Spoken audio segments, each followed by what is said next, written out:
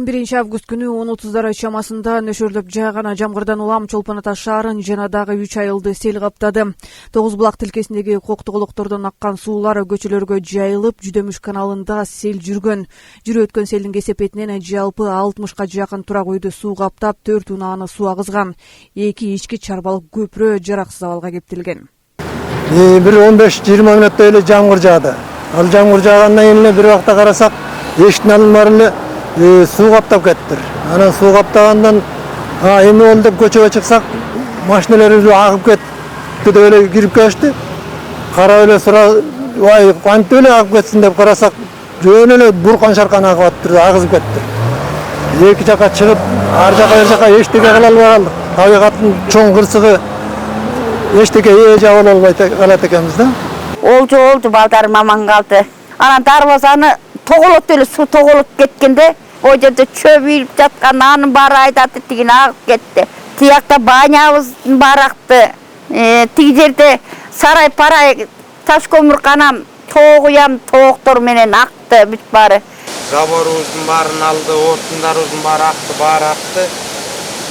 Ошо үй бүлөнү да кеч чыгарып калдык.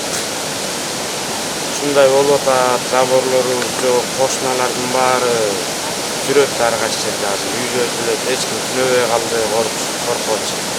Сел жүргөн аймактарга жерине түнү менен облус башчысы, район акими барып кырдаалды жеринен көрүп, тиешелүү башкармалыктарга ыкчам иш алып баруусун тапшырды.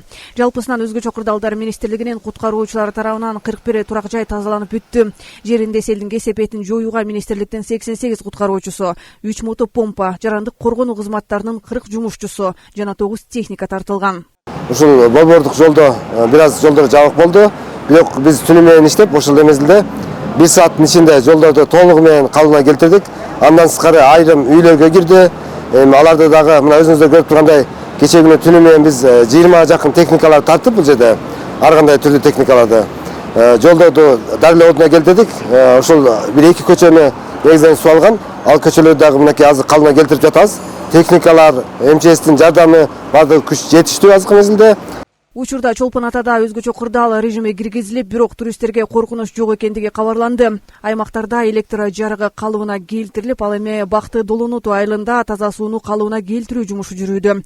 Селдин кесепетинен адам өмүрүнө кооптулук жаралган эмес. Азыркы тапта келтирилген чыгымдар такталууда. Алтынай Рыспай кызы, Сталбек Саманчиев, Мадина Бакирова, Тайныс Көл маалымат жаңылыктары үчүн Ысык Көл районунан.